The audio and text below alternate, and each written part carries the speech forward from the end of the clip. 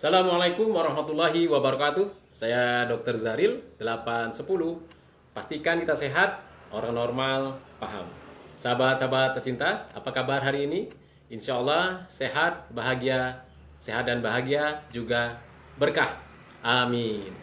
Masih di siaran kali ini, yaitu 8 menit 10 detik bersama Dr. Zaril 810 di acara siaran 810 pada jam 8.10. Insya Allah setiap Selasa malam jam 8.10 malam dan hari ini Sabtu pagi jam 8.10. Selama 8 menit 10 detik. Tema kali ini adalah harga diri dan harga mati. Nah, sahabat-sahabat tercinta, ada yang unik tentang dua hal ini, harga diri dan harga mati. Kalau kita bicara harga mati, tentu kita masih ingat slogan-slogan yang sering disampaikan selama ini, NKRI harga mati. Nah, kita bukan membahas tentang NKRI-nya, tentang harga mati NKRI, tapi bagaimana harga diri dan harga mati itu, bagaimana membedakannya. Nah, sahabat-sahabat tercinta, harga mati itu sesuatu yang tidak bisa ditawar-tawar lagi. Kalau di Bangka ada istilah harga barang ditawarkan sekian ribu, 10.000 misalnya. Saya biasa bertanya kepada penjualnya, harga matinya berapa? Harga matinya berapa? Misalnya dia bilang 7.500, berarti saya tidak perlu menawar-nawar lagi.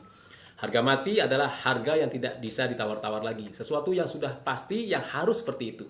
Contohnya sekarang sering disebutkan slogan-slogan NKRI harga mati. Jadi Negara Kesatuan Republik Indonesia sudah harga mati, tidak bisa diubah-ubah lagi. Menurut kondisi harga mati, NKRI harga mati. Nah, jadi kalau kita punya harga mati, sesuatu itu bersifat tegas, bahkan mungkin agak kaku, bahkan kaku ya. Kemudian juga bisa menjadi sesuatu yang tidak bisa diganggu-gugat. Jadi misal keputusan juri untuk menilai sebuah acara itu harga mati, tidak bisa ditawar-tawar lagi. Lalu apa kaitan dengan harga diri? Harga diri adalah bagaimana cara kita menghargai diri kita. Bagaimana kita memuliakan diri kita, menjadikan diri kita sangat berharga, tentu dengan aturan-aturan atau kesepakatan-kesepakatan. Lebih mudahnya berdasarkan, kalau Islam berdasarkan aturan agama, bagaimana harga diri seorang muslim. Nah, harga diri ini ternyata sangat mendukung untuk memunculkan siapa diri kita, siapa jati diri kita. Contoh sederhana seperti ini. Ketika saya sebagai anggota DPRD Kabupaten Bangka dari PKS, saya diajak oleh seseorang misalnya untuk melanggar aturan, saya punya harga diri. Walaupun saya diberikan uang 1 miliar, 1 triliun, bahkan 1.000 triliun sekalipun, bahkan mungkin 6.000 triliun yang bisa bayar hutang Indonesia, saya akan mengatakan, ini salah.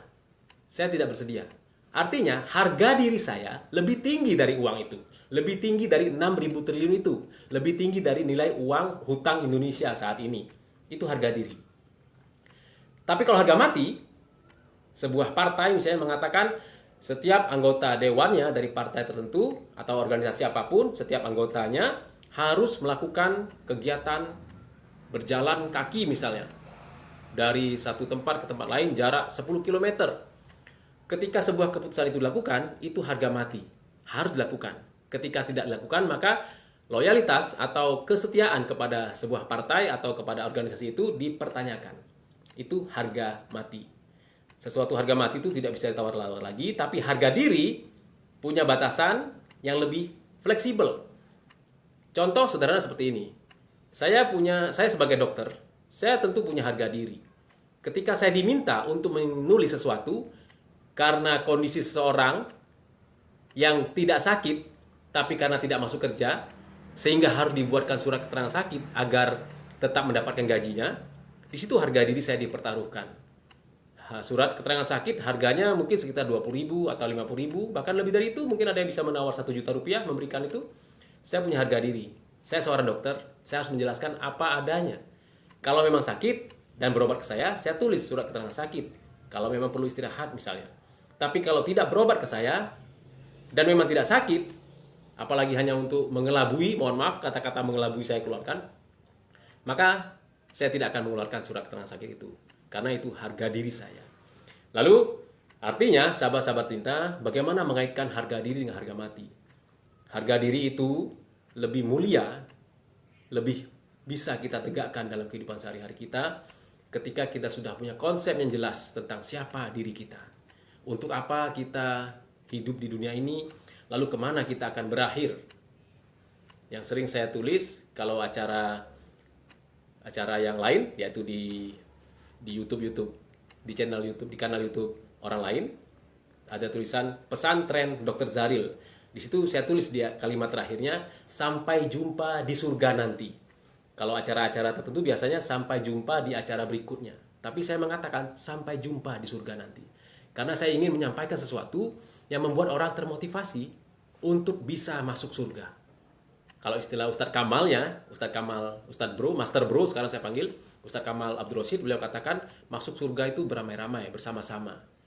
Kalaupun terpaksa, ya bukan hal yang perlu ditangisi, karena terpaksa masuk surga itu lebih baik daripada sukarela masuk neraka. Kira-kira seperti itu.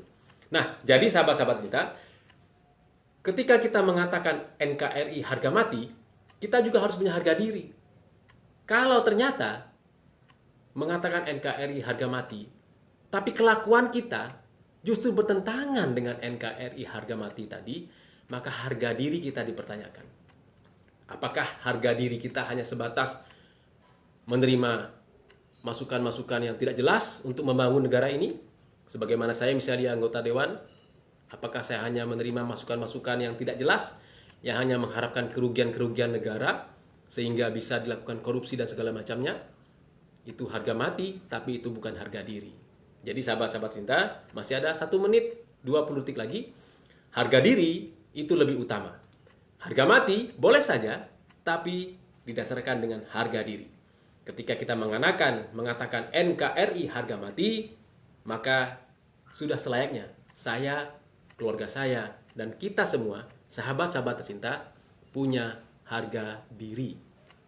Artinya, kalau kita ingin menjadikan negara kita menjadi negara yang berdaya guna, punya manfaat yang besar, dan bisa membuat dunia ini menjadi lebih positif, lebih bagus di masa yang akan datang, maka setiap insan Indonesia harus punya harga diri. Nah, baik sahabat-sahabat kita, kaitan harga diri dan harga mati ini sesuatu yang menarik, masih bisa kita diskusikan dengan cara yang lebih panjang lagi, tapi karena keterbatasan waktu, maka saya akan mengakhiri acara kali ini. Saya akan berangkat seperti biasa, kegiatan sunatan 810 di desa-desa se-Kabupaten Bangka. Nah, sahabat-sahabat cinta, jadi kesimpulannya, harga diri beda dengan harga mati. Kalau dipilih, mana mau pilih harga mati atau harga diri, maka silakan Anda yang milih. Sahabat-sahabat cinta bisa memilih. Padukan keduanya menjadi satu kesatuan. Harga diri menentukan harga mati. Harga mati belum tentu menentukan harga diri. Pakai norma-norma agama, norma-norma masyarakat, norma-norma adat istiadat dan lain-lain. Dan yang jelas ketika norma-norma itu, aturan-aturan itu kita gunakan, maka kita semakin jelas punya harga diri. Dan sahabat-sahabat cinta, insya Allah kita doakan semua agar kita bangsa Indonesia tetap punya harga diri untuk mendukung NKRI harga mati dengan punya harga diri. Baik, sahabat-sahabat cinta, keyakinan kita tentang harga diri ini, hargai diri kita agar hanya melakukan hal-hal yang diridhoi oleh Allah Subhanahu wa taala, Tuhan yang Maha Kuasa, agar kita selamat di dunia dan juga selamat di akhirat nanti. Disitulah letak harga diri kita.